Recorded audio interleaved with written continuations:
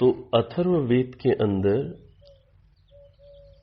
प्रारंभ के जो 3 वेद हैं, ऋग्वेद, यजुर्वेद, सामवेद, इन 3 वेदों में जो विद्याएं हैं, उन सभी विद्याओं के शेष भाग की पूर्ति का विधान अथर्ववेद में है।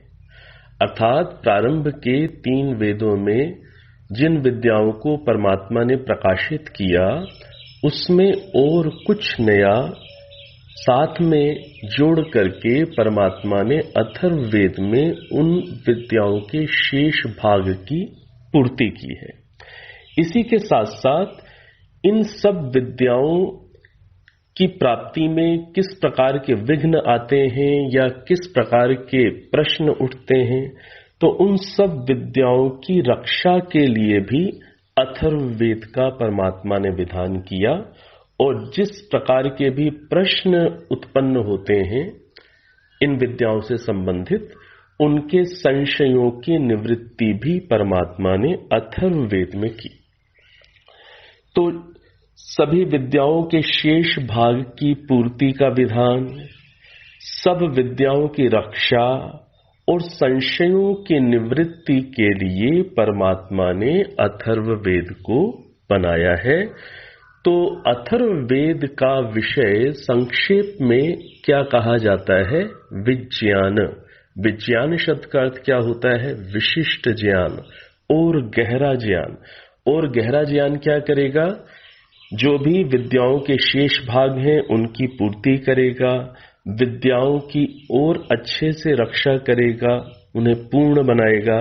इसी प्रकार इसी के साथ साथ जो विज्ञान होता है, विशिष्ट ज्ञान होता है, वो संशयों की निवृत्ति करेगा, शंकाओं का समाधान करेगा। तो संक्षेप में अथर्ववेद का विषय क्या कह दिया जाता है? विज्ञान। तो 4 वेदों के विषय हम लोगों ने समझे: ज्ञान, कर्म, उपासना और चौथा विज्ञान। अब यदि इनके क्रम को देखें तो देखिए क्रम कितना सटीक है। इसी क्रम में हम जीवन में ज्ञान को प्राप्त करते हैं, फिर आचरण करते हैं, उस आचरण के फलस्वरूप फिर आनंद को, तृप्ति को अनुभव करते हैं। और फिर जहां पर हमें और कुछ विशेष उस ज्ञान को बढ़ाना है या गहराई में जाना है, उसके लिए हम प्रयत्न करते हैं। तो यही क्रम जीवन में भी हम ज्ञान प्राप्ति, आचरण, उपलब्धि और फिर और गहरे जाने में इसी क्रम से हम चलते हैं। यही वैज्ञानिक क्रम है। इसी क्रम को परमात्मा ने इन 4 वेदों में भी हमें समझाया है। तो अब ये आपको प्रश्न का उत्तर स्पष्ट हो रहा होगा कि परमात्मा ने इन 4 वेदों को इसी क्रम में क्यों प्रस्तुत किया है। तो जब कभी पूछा जाता है कि 4 वेदों के नाम बताएं, तो कई बार व्यक्तियों को नाम तो याद होते हैं लेकिन वो क्रम से नहीं बोल पा रहे होते। तो क्रम का भी विशेष ध्यान रखिएगा। उसके पीछे भी वैज्ञानिकता है, उसके पीछे भी कारण है। तो ऋग्वेद, यजुर्वेद, सामवेद और अथर्ववेद, इसी क्रम में आप इसे याद कर लीजिएगा। और 4 ऋषियों के नाम, अग्नि ऋषि, वायु ऋषि, आदित्य ऋषि और अंगिरा ऋषि, इसी क्रम में याद करिएगा। क्योंकि यदि आप इन दोनों बातों को क्रम में याद कर लेंगे तो आपको बिल्कुल सुस्पष्टता रहेगी कि ऋग्वेद का ज्ञान कौन से ऋषि को मिला? अग्नि ऋषि को। इसी प्रकार से यजुर्वेद का ज्ञान कौन से ऋषि को मिला? वायु ऋषि को। सामवेद का ज्ञान कौन से ऋषि को परमात्मा ने दिया? आदित्य ऋषि को। इसी प्रकार से अथर्ववेद का ज्ञान कौन से ऋषि को दिया? अंगिरा ऋषि को। यदि आपने क्रम से याद किए हुए हैं नाम, तो आप बिल्कुल जल्दी से ही मन में आप समझ जाएंगे कि कौन से ऋषि को कौन से वेद का ज्ञान परमात्मा ने दिया। तो ये क्रम का विषय हमें स्पष्ट हो गया है। अब इसी में थोड़ा सा आज का जो पहला प्रश्न था उसी से संबंधित जुड़ी हुई बात को और थोड़ा सा मैं स्पष्ट कर दूं। अभी जैसे मैंने कहा कि अग्नि, वायु, आदित्य, अंगिरा, इन 4 ऋषियों को ये ज्ञान दिया परमात्मा ने।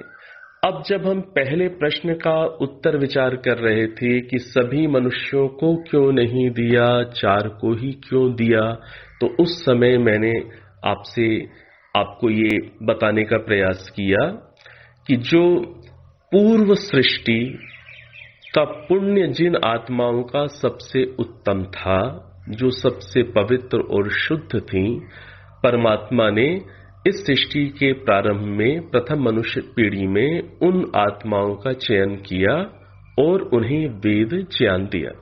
यहां पर यह बात समझनी आवश्यक है कि ये अग्नि, वायु, आदित्य और अंगिरा, ये 4 उपाधियां हैं।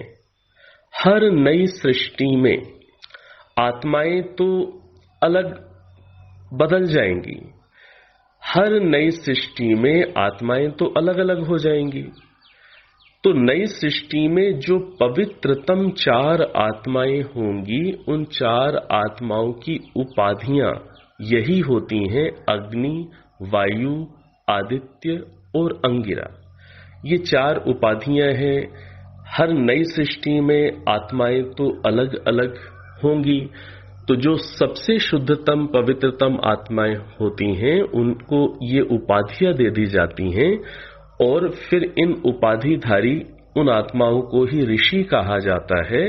और फिर ये कहा जाता है कि अग्नि, वायु, आदित्य और अंगिरा ऋषि को परमात्मा ने वेदों का ज्ञान दिया। तो यहां इस बात को अच्छे से स्पष्ट कर लें, ये उपाधियां तो समान रहती हैं हर सृष्टि में। ये नाम ऋषियों के तो समान बने रहेंगे हर सृष्टि में, लेकिन आत्माएं हर नई सृष्टि में बदलती रहेंगी। पूर्व सृष्टि की जो सबसे उत्तम पुण्य वाली आत्माएं और शुद्ध आत्माएं होंगी, उन्हें इस नई सृष्टि के प्रारंभ में ये 4 उपाधियां देकर उन्हीं को 4 ऋषियों के रूप में स्वीकार करके परमात्मा उनके अंदर वेद ज्ञान प्रकाशित कर देंगे। और फिर इन उपाधिधारी 4 ऋषियों के माध्यम से वेद ज्ञान आगे सृष्टि में मनुष्यों को समझाया जाता है, उन्हें सिखाया जाता है, पढ़ाया जाता है।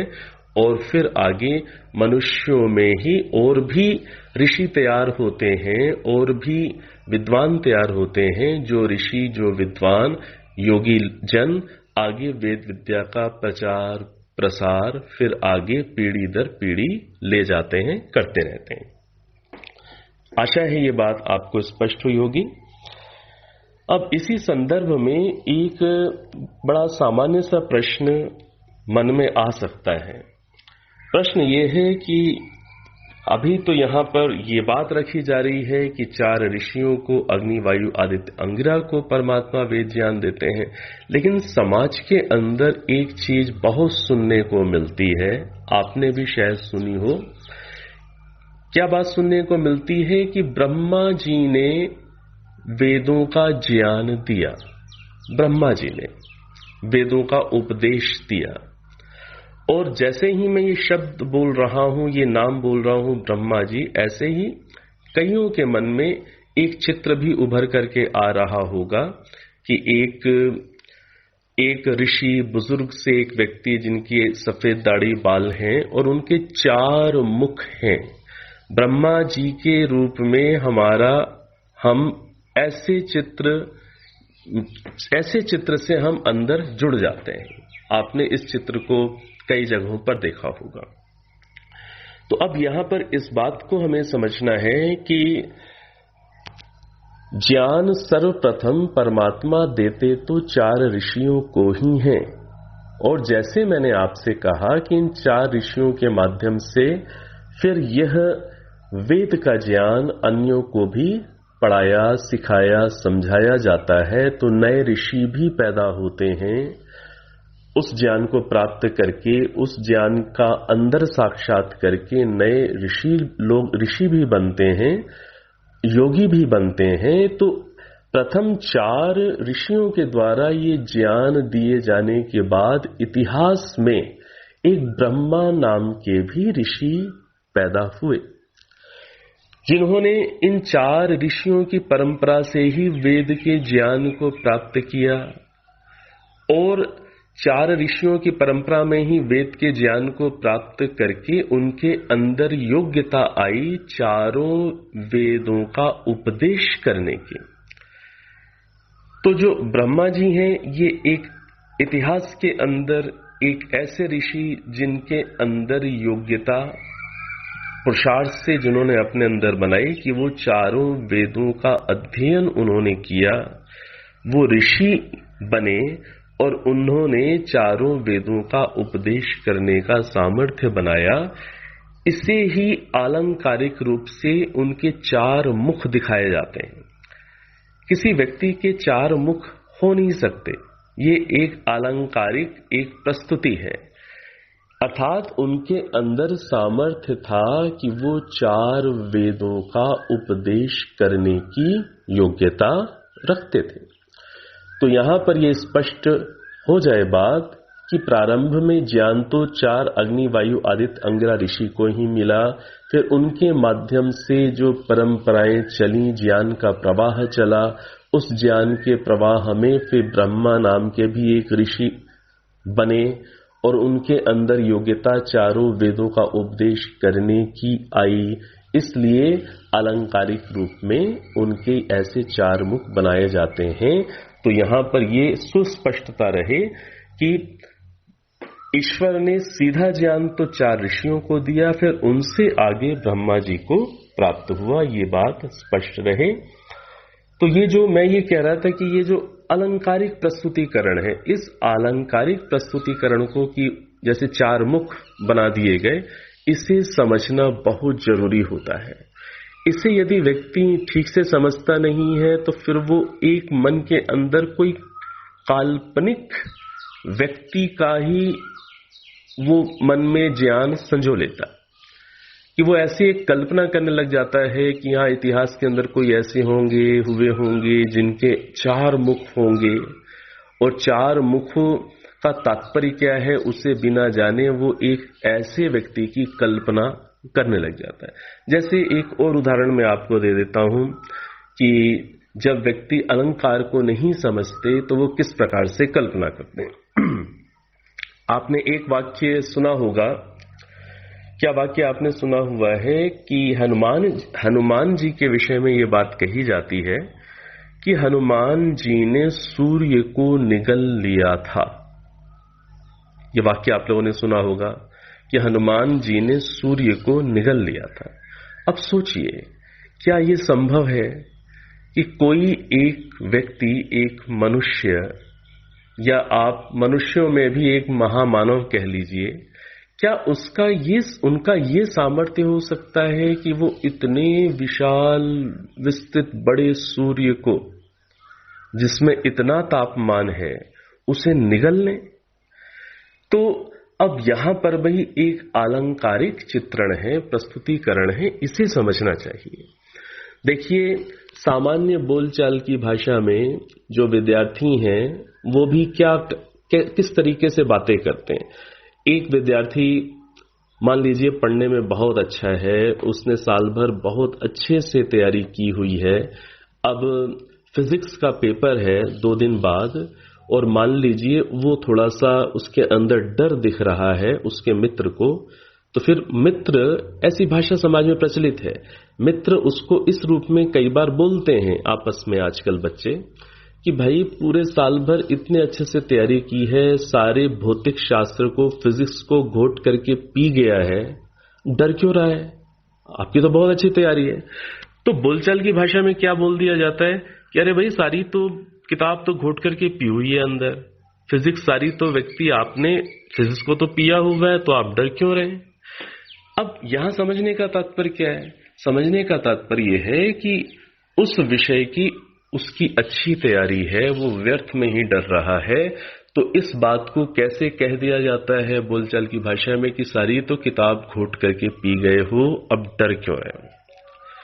इसी प्रकार से यहां ये बात समझनी है कि हनुमान जी ने सूर्य निगल लिया। साक्षात तो सूर्य को निगलना संभव नहीं है। यदि ऐसा कोई सोचे तब तो वो एक कल्पना ही करने वाला व्यक्ति कहलाएगा। तात्पर्य क्या है कि हनुमान जी का जो सूर्य से संबंधित विद्या थी उसमें उनकी बड़ी पकड़ थी। सूर्य से संबंधित विज्ञान को वो भली भांति समझते थे। सूर्य का निर्माण कैसे होता है, सूर्य किस प्रकार से काम करता है, किस तरीके से अन्यों को प्रकाशित करता है, सूर्य से संबंधित उनकी जानकारी बहुत गहरी थी। उनका ज्ञान, नॉलेज बहुत गहरा था। इसलिए ये कह दिया जाता है अलंकारिक रूप में कि हनुमान जी ने तो सूर्य को निगल लिया था, अर्थात सूर्य से संबंधित विद्याओं को निगला हुआ था। उसके वो विशेष जानकार थे, उससे संबंधित वो एक वैज्ञानिक थे। इस अर्थ में ही हमें समझना चाहिए, तब कहीं जाकर हम कल्पनाओं से बचेंगे। नहीं तो आज हमारे जो बच्चे हैं, जो भारतीय कल्चर के अंदर जो बच्चे हैं, जो वैदिक ट्रेडिशन से या उसके बाद जो हिंदू शब्द में यदि यूज करूं तो हिंदू ट्रेडिशन से जो जुड़े हुए बच्चे हैं, यदि उनको ये बातें ना समझाई जाएं तो कई बार ऐसे बच्चे कल्पनाओं में सोचने लग जाते हैं। केवल बच्चे ही नहीं, बड़े भी कल्पनाओं में सोचते हैं कि हनुमान जी सूर्य को निगल रहे हैं, कि ब्रह्मा जी कोई ऐसे हुए होंगे जिनके 4 मुख हुए होंगे, ऐसी कल्पना करने लग जाते हैं। तो इसका भी हमें भली भांति ठीक प्रकार से हमें समझ बनानी चाहिए, तभी हम अपनी संतानों को वैदिक कल्चर में, हिंदू कल्चर के अंदर हम अपनी संतानों को यथार्थ अभिप्राय उन्हें समझा सकेंगे, तब उनकी इन बातों को समझने में श्रद्धा बनेगी। यदि हम अभिप्राय को ठीक प्रकार से नहीं समझा पाएंगे तो हो सकता है कि आज की साइंस को पढ़ने वाले बच्चों के अंदर हो कि पता नहीं हमारे ये माता पिता, बड़े बुजुर्ग क्या कल्पना की बातें करते रहते हैं कि हनुमान जी ने सूर्य को निगल लिया था, कि ब्रह्मा जी के 4 मुख थे। ऐसे ही रावण के विषय में बात आती है कि उसके 10 सिर थे। 10 सिरों वाला कोई व्यक्ति हो सकता है क्या? संभव ही नहीं है। वहां पर भी अलंकारिक ही प्रस्तुतिकरण है कि वो 10 विद्याओं का जानकार थे। इस रूप में हमें अलंकार को भी समझाना है, तभी हमारी संतानें सत्य को समझ सकेंगी और वो फिर रुचि लेकर के और भी सत्य को जानने के लिए, विद्या को समझने के लिए प्रयास करेंगी।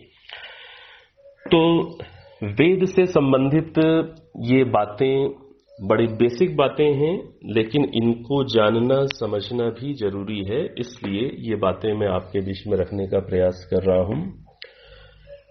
अब वेद का एक नाम श्रुति भी है। क्या है वेद का एक नाम? श्रुति। तो वेदों को श्रुति क्यों बोलते हैं? वेदों को श्रुति बोलने के 2 कारण हैं।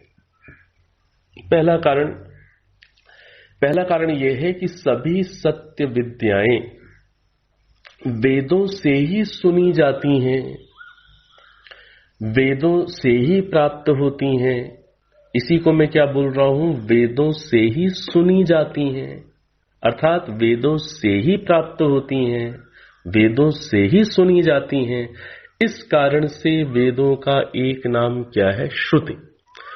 और वेदों का श्रुति नाम होने का दूसरा कारण क्या है कि वैदिक परंपरा के अंदर लंबे समय तक जो आचार्य हैं, गुरु हैं, वो लंबे समय तक बिना पुस्तक का सहयोग लिए वो विद्यार्थियों को पढ़ाते रहे, और विद्यार्थी भी, छात्र छात्राएं भी इतनी तीक्ष्ण बुद्धि की, इतनी शार्प और इतनी अच्छी स्मरण शक्ति के थे कि वो सुनकर मात्र ही गुरु जी के अभिप्राय को स्मरण करके अंदर संजो कर रख लेते थे। लंबे समय तक वैदिक परंपरा के अंदर अध्ययन अध्यापन कैसे होता रहा? लंबे समय तक अध्ययन अध्यापन के समय पुस्तक का प्रयोग ही नहीं होता था। क्योंकि जो आचार्य गुरु थे, अध्यापक थे, उनका भी स्तर बौद्धिक इतना अधिक था, इतनी अधिक उनकी मेमोरी पावर थी, उन्हें पुस्तकों की जरूरत नहीं थी। और जो पढ़ने वाले छात्र छात्राएं स्टूडेंट्स थे वो भी इतने शार्प थे, उन्हें कॉपी पेन किताबों की जरूरत नहीं थी। गुरुजी जैसा बोलते थे वो बिल्कुल वैसे का वैसा अंदर बुद्धि में, मन में स्टोर कर लेते थे, जमा कर लेते थे। उनकी स्मरण शक्ति इतनी तीव्र थी। तो लंबे समय तक वैदिक परंपरा में वेदों का पढ़ना पढ़ाना सुन सुना कर होता रहा। सुन सुना करके ही वेद का ज्ञान आगे बढ़ता रहा। इस कारण से भी वेदों का नाम श्रुति है। तो श्रुति नाम के दो कारण हैं, क्योंकि वेदों से सब विद्याएं सुनी जाती हैं अर्थात प्राप्त होती हैं, इसलिए श्रुति है। और दूसरा कि पढ़ने पढ़ाने की इस वैदिक परंपरा में लंबे समय तक बिना पुस्तकों की सहायता के केवल सुनने और सुनाने से ही विद्या की प्राप्ति अन्यों को कराई जाती रही, फिर वो आगे प्रवाहित होती रही। इस कारण से भी वेदों का नाम श्रुति है। अब ये जो मैंने बात कही आपसे, आपको ये जानकर बड़ी प्रसन्नता होगी और बड़ा आश्चर्य भी होगा और आपके मन में कृतज्ञता का भाव भी आएगा। आज भी कई ऐसे परिवार हैं जिनके अंदर बचपन से बच्चे को बस इसी काम में लगा दिया जाता है। बचपन से ही बच्चा मंत्रों का उच्चारण करना सीखता है, मंत्रों को याद करना सीखता है और बड़ा होकर के वो अन्यों को मंत्रों का उच्चारण सिखाता है और उन्हें याद कराता है। और कोई काम नहीं, केवल एक ही काम, वेद के मंत्रों की रक्षा करने का काम आज भी हो रहा है। आज भी वेद के मंत्रों को सस्वर, ये फिर आगे हम लोग समझेंगे कि ये सस्वर क्या होता है, मैं आगे फिर आपसे कहूंगा कभी। अभी हम इतना समझ लें कि आज भी ऐसे ब्राह्मण परिवार हैं जो समर्पित हैं, जिनके कुल समर्पित हैं, पीढ़ी दर पीढ़ी जिन्होंने एक यही काम किया है कि उन्होंने वेद के मंत्रों को कंठ किया, वेद के मंत्रों को पूरा स्मरण किया और उसके बाद वो यही चीज आगे अपने बच्चों को सिखाते हैं, उच्चारण सिखाते हैं, उन्हें स्मरण कराते हैं। उनके बच्चे आगे बड़े होकर यही काम करते हैं। तो पीढ़ी दर पीढ़ी कई ऐसे ब्राह्मण परिवार, कई ऐसे कुल हैं जो वेदों की रक्षा के लिए समर्पित हैं। वो कम सुविधाओं में रह लेते हैं, धन की प्राप्ति की दौड़ में वो अन्य कार्यों को करने में अपना समय नहीं लगाते। उन्हें तो एक बचपन से ही ऐसा उनके अंदर संस्कार, समर्पण और संकल्प दे दिया जाता है कि उनका जन्म ही वेद विद्या की रक्षा के लिए हुआ है। तो वो वेद को स्मरण करते हैं। आज भी ऐसे ब्राह्मण आपको अपने इस भारत भूमि के अंदर मिलेंगे। आपको ऐसे लोग मिलेंगे जिनमें से किसी को एक पूरा ऋग्वेद स्मरण है, किसी को यजुर्वेद पूरा स्मरण है, किसी को साम वेद के मंत्र पूरे स्मरण है, किसी को अथर्ववेद पूरा स्मरण है। पूरा स्मरण प्रारंभ से लेकर अंत तक एक एक अक्षर अक्षरशः पूरा स्मरण है। और इसी के साथ साथ कई ऐसे भी मिलते हैं जिन्होंने चारों वेदों को स्मरण किया हुआ है। तो ऐसे ब्राह्मण जो इस परंपरा की रक्षा के लिए समर्पित हैं वो बहुत ही स्तुति के योग्य हैं, प्रशंसा के योग्य हैं। और उनकी मेहनत से ही आज वेदों के मंत्र और वेद विद्या आज हम तक पहुंच पा रही है। तो जब उनके तप पुरुषार्थ को व्यक्ति समझता है, उनके त्याग को समझता है कि वो इस भौतिकता के आकर्षण में नहीं बनते हैं, वो अन्य और किसी भी दिशा में जीवन की शक्ति और समय नहीं लगाते हैं, वो ईश्वरीय वाणी की रक्षा के लिए समर्पित हैं, तो ऐसा सुनकर के मन में कृतज्ञता का भाव भी आता है, उनके प्रति धन्यवाद का भाव भी आता है। तो इस प्रकार से वेद के मंत्रों की रक्षा करने के लिए समर्पित लोग हैं, जिनकी अथक परिश्रम पुरुषार्थ से ये परंपराएं जीवित हैं। महर्षि दयानंद सरस्वती जी द्वारा जो स्थापित आर्य समाज है, आर्य समाज ने महर्षि दयानंद सरस्वती जी ने थोड़ा सा एक कदम आगे बढ़कर के और अधिक एक नया काम करके दिया। वो नया काम क्या किया महर्षि दयानंद सरस्वती जी ने कि ब्राह्मण परंपरा के अंदर केवल वेदों को जो स्मरण किया जा रहा है वो तो बहुत ही अच्छा काम है, लेकिन साथ साथ वेद के मंत्रों के अर्थों का विज्ञान भी होना चाहिए। हम जिन मंत्रों को स्मरण कर रहे हैं उन मंत्रों के यदि हमें अर्थ भी पता हो जाए, ठीक ठीक अर्थ भी हमें समझ में आए, तभी तो हम उन मंत्रों का उपदेश, उन मंत्रों के अभिप्राय को समझकर तभी तो हम अपने जीवन को उस प्रकार से और उन्नत कर पाएंगे। तो महर्षि दयानंद सरस्वती जी ने मंत्रों के ठीक अर्थ कैसे किए जाते हैं और वेद के मंत्रों के जो गलत अर्थ पूर्व में लोगों के द्वारा कर दिए गए। देखिए, आप लोगों ने क्या आपको पता है, जैसे अभी प्रसंग आया ही था कि जो रावण हुए उनके कितने सर कहते हैं? 10 सर थे। तो मैंने यहां पर आपको कहा कि वो तो एक अलंकारिक प्रस्तुतिकरण है।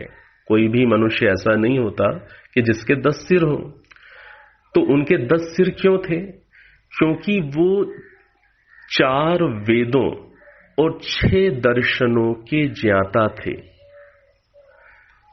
पता नहीं इन कक्षाओं में मैंने ये बात स्पष्ट की है कि नहीं की, संभवतः प्रथम कक्षा में मैंने स्पष्ट कर दी होगी कि आप लोक व्यवहार में जिसका उच्चारण ज्ञा करते हैं, आप क्या बोलते हैं? ज्ञान। आप क्या बोलते हैं? यज्ञ। तो उचित उच्चारण संस्कृत भाषा की दृष्टि से ज्ञा का क्या है? ज्ञा। तो मैं उच्चारण लगातार करता हुआ आ रहा हूं ज्ञान, ज्ञान अर्थात जिसे आप ज्ञान बोलते हैं, यज्ञ अर्थात जिसे आप यज्ञ बोलते हैं। तो ठीक उच्चारण क्या है? यज्ञ, ज्ञान। तो ये थोड़ा उच्चारण की दृष्टि से मैंने बात कही कि कहीं आप में से कई लोगों को सुनने में बाधा सी ना आ रही हो, तो उसको थोड़ा सा स्पष्ट कर लीजिए। ज्ञान अर्थात नॉलेज, जानकारी, जिसको आप ज्ञान बोलते हैं। तो जो रावण थे, रावण जी के विषय में ये बात आती है कि वो 4 वेदों के और 6 दर्शन शास्त्र, कुल कितने हो गए? 10। इनके क्या थे? ज्ञाता थे, जानकार थे। इस बात को दिखाने के लिए, समझाने के लिए कि वो इतने इन 10 शास्त्रों के ज्ञाता थे, 10 सिर की कल्पना एक अलंकारिक रूप से इस तरीके का चित्रण किया गया। अब देखिए, जो मैं बात कह रहा था कि महर्षि दयानंद सरस्वती जी ने केवल वेद मंत्रों को स्मरण कराने के कार्य की परंपरा का ही समर्थन नहीं किया, उसके साथ साथ उन्होंने इसमें और नई चीज साथ में जोड़ दी। उन्होंने वेदों के ठीक अर्थ हम कैसे करें, वेदों के ठीक अर्थों को समझेंगे तभी हम उनके उपदेशों को समझेंगे, तभी उसमें जो विद्याएं हैं उनको समझकर हम लाभ उठा पाएंगे।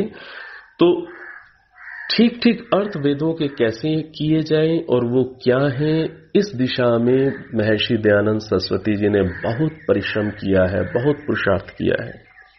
आर्य समाज, यह संस्था वेदों के ठीक अर्थ को समाज की सेवा में प्रस्तुत करने के लिए प्रयत्नशील है।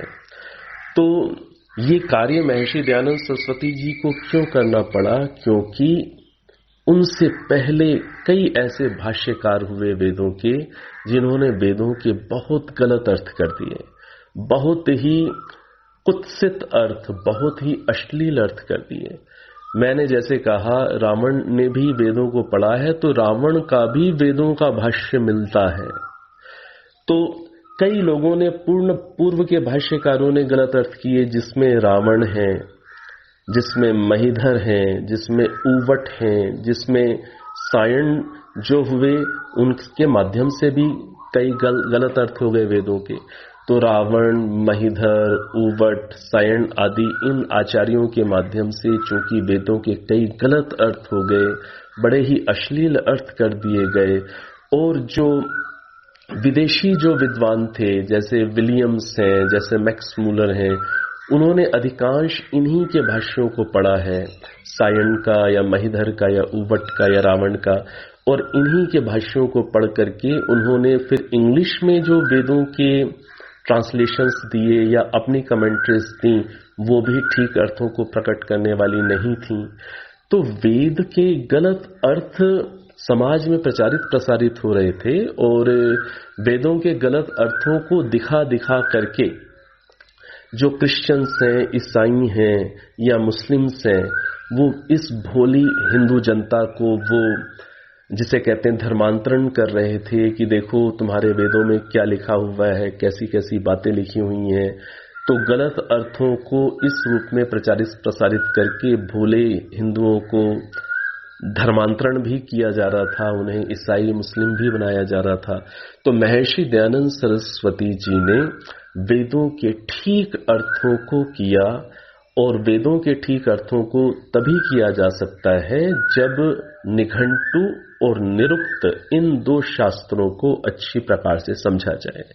तो महर्षि दयानंद सरस्वती जी ने निघंटु, निरुक्त और ब्राह्मण ग्रंथों के आधार पर, शतपथ आदि ब्राह्मण ग्रंथों के आधार पर वेदों के बिल्कुल यथार्थ अर्थ हमें दिए हैं। ये उनका हम पर बहुत बड़ा उपकार है, और इन यथार्थ अर्थों को जान करके ही वेदों के प्रति व्यक्ति एक गर्व का अनुभव करता है कि हमारा जन्म ऐसी भूमि में हुआ जहां पर वेदों का ज्ञान जहां प्रवाहित है,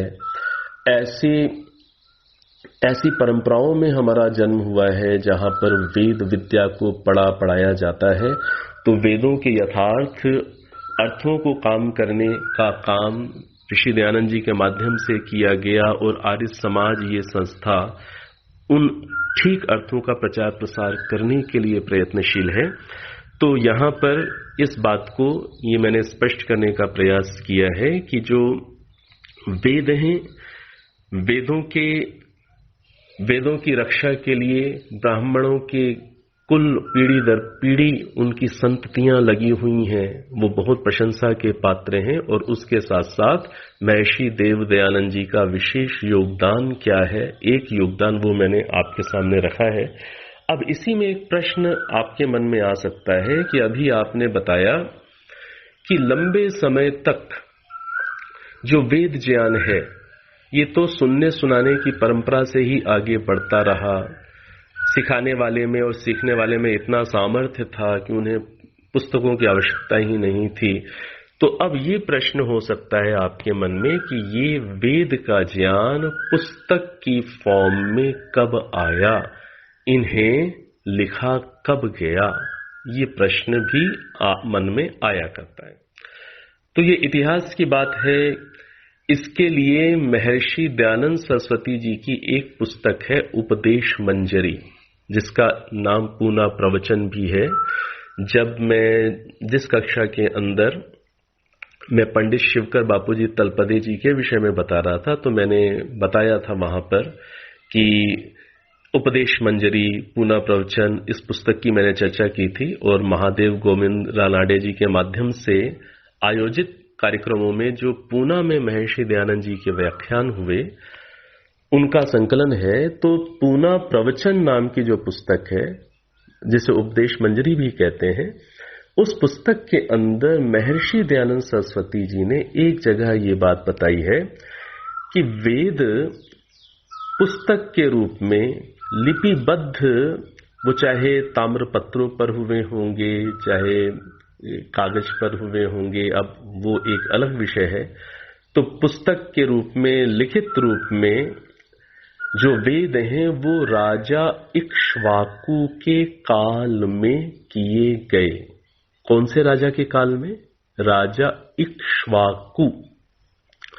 तो राजा इक्ष्वाकु के काल में इन वेदों को, मंत्रों को लिपि में लिपिबद्ध किया गया, चाहे वो ताम्र पत्रों पर किया गया होगा, चाहे कागजों पर किया गया होगा, लेकिन उनको लिखने का जो कार्य हुआ वो राजा इक्ष्वाकु के काल में हुआ। और जो राजा इक्ष्वाकु हैं वो कौन हैं? जो मर्यादा पुरुषोत्तम श्री राम हैं। मर्यादा पुरुषोत्तम श्री राम जो अयोध्या के राजा हुए, जो राजा दशरथ के पुत्र थे, उनकी लीनेज में, उनकी वंशावली में पूर्व उनके परदादा के परदादा इस श्रृंखला में कहीं उनकी वंश परंपरा में, पूर्व वंश परंपरा में राजा इक्ष्वाकु हुए और राजा इक्ष्वाकु के काल में वेदों को इस रूप में लिपिबद्ध किया गया था। आपने ये सभी सुनाई हुआ है रामायण काल में कि भगवान श्री राम और इसी प्रकार से लक्ष्मण जी भी गुरुकुल के अंदर वेदों को पढ़ने के लिए गए थे। तो उन्हें कब लिपिबद्ध कर लिया गया था, लिपिबद्ध किया गया था? उनके परदादा या उनसे भी पूर्व जो उनकी वंश परंपरा में राजा इक्ष्वाकु हुए थे, उस समय उन्हें लिपिबद्ध किया गया था। तो जो मर्यादा पुरुषोत्तम राम हैं वो भी गुरुकुल में गए थे वेदों को पढ़ने के लिए। इसी प्रकार से जो योगीराज श्री कृष्ण जी हैं वो भी वेदाध्ययन के लिए ऋषि सांदीपनिक जी के आश्रम में गए थे। ये बातें आप लोगों ने सुनी हुई हैं। तो इतनी ये कुछ जानकारी हमने वेदों से संबंधित आपस में हमने यहाँ पर समझने का यहाँ पर हमने प्रयास किया है।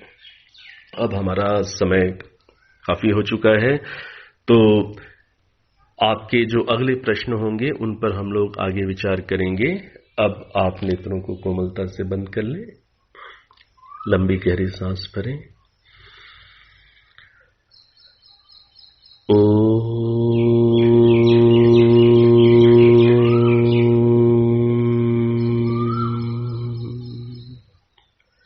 शांति शांति शांति। ओम।